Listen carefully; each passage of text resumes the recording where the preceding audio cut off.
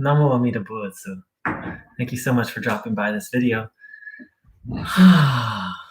So here we are, friends. One more day of life. One more day, one more moment to practice the Dharma. So thank you so much for joining in. I'm going to start off with the 4 profound thoughts that turn the mind towards the Dharma. Those 4 thoughts are the preciousness of human birth, the impermanence in death, the law of cause and effect, and the unsatisfactoriness of samsara. So let's dive deep into these thoughts and let them turn our mind towards the Dharma, towards seeking refuge in Amida Buddha. So first and foremost, the preciousness of human life, of a human birth, According to the Buddha, a human birth is exceptionally rare.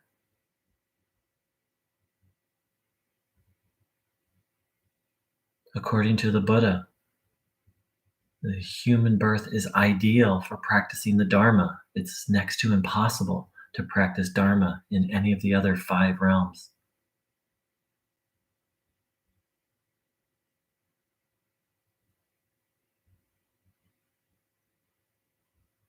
So this human birth is very hard to come by.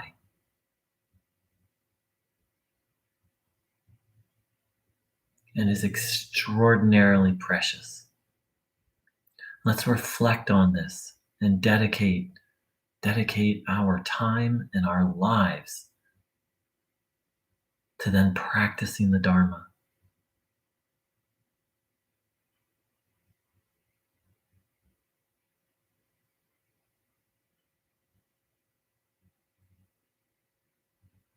The next profound thought, impermanence in death. This human birth is exceptionally precious and it's likened to, it's exceptionally fragile.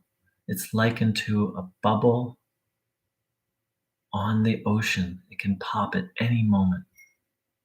Everything around us is impermanent, including the time we have in this body. This body is impermanent.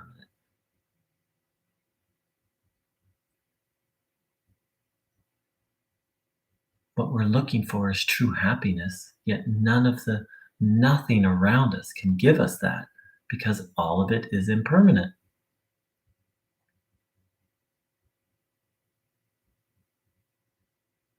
The only thing that's dependable here in samsara is impermanence.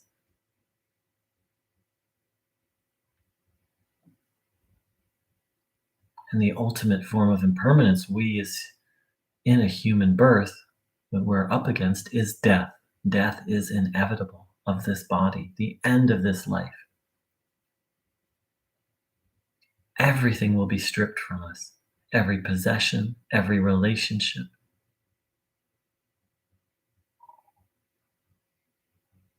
Everything we've achieved except for practicing the Dharma. The only thing we'll take with us is in essence our karma, our spiritual growth or our spiritual de-evolution. So let's firmly resolve to practice the Dharma.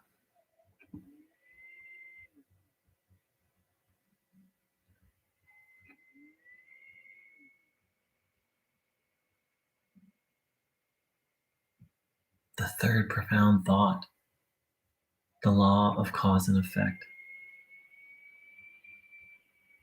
Let's recognize that every good thing that comes to us in this life is a result of past good karmas.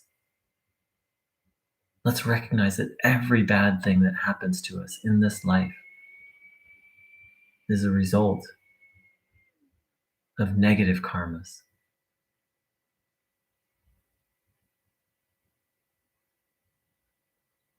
Let's recognize that death is not a way to escape past misdeeds, that they follow us. And let's also recognize that the most important thing is actually, in essence, not so much this life, though, as we've talked about, it's very precious to practice it, but our next birth. Because given that a human birth is exceptionally rare,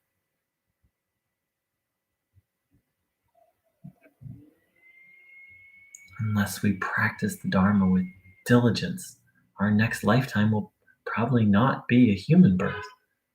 And there's the possibility of being born in a hell realm.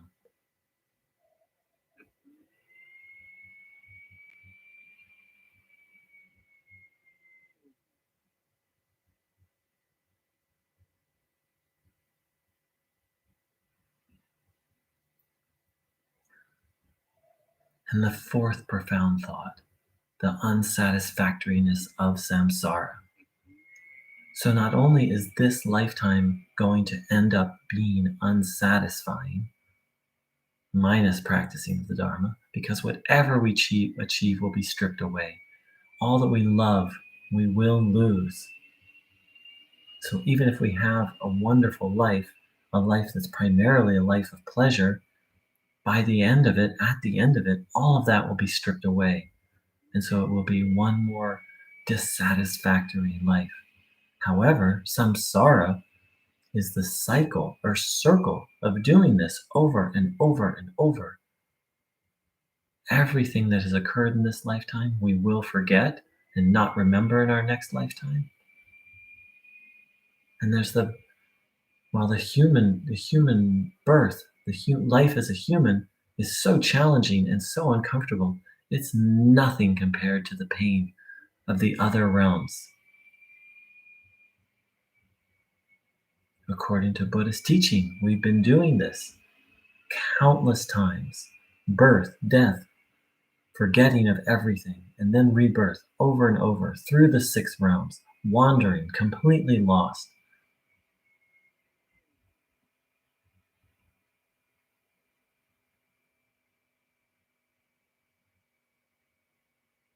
Let's recognize how unsatisfying this is.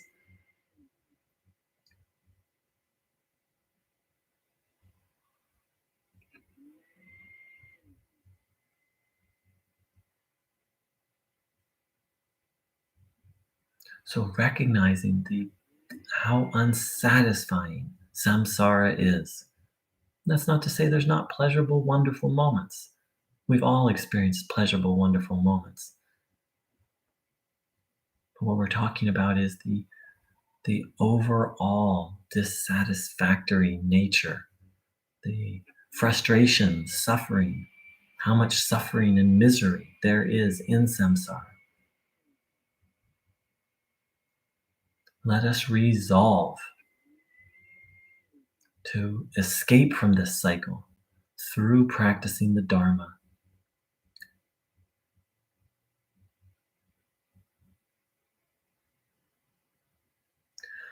Let's resolve to hence find not just practice the Dharma to feel better, but practice the Dharma to become a Buddha, a fully awakened being.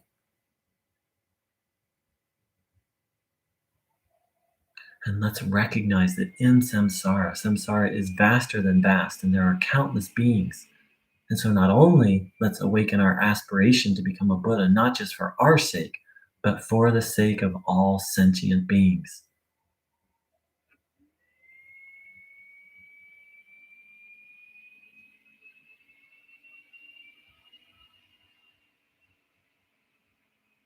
Let's recognize that given the impermanent nature of all things, let's recognize that given that what we want is eternal peace, eternal happiness, and nothing in samsara can provide that.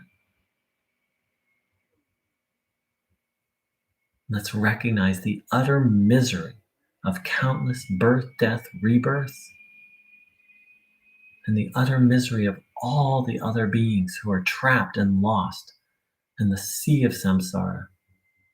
Let's firmly resolve to attain Buddhahood and firmly resolve to attain Buddhahood so as to be able to save others.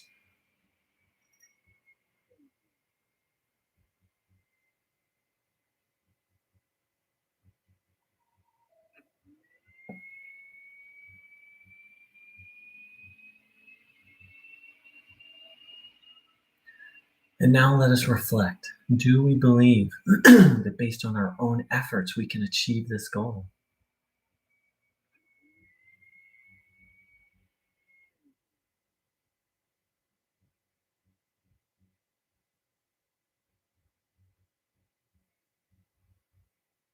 If so, then the traditional Theravada or Mahayana or Tantric path is suitable for you if you believe you can achieve Buddhahood on your own. And if not, I invite people to investigate the path of Jodo Shinsu, which is the Dharma gate, the Dharma teaching of recognizing our own inability to achieve Buddhahood, and then to achieve it through relying on Amida Buddha, the Buddha of infinite light, infinite compassion.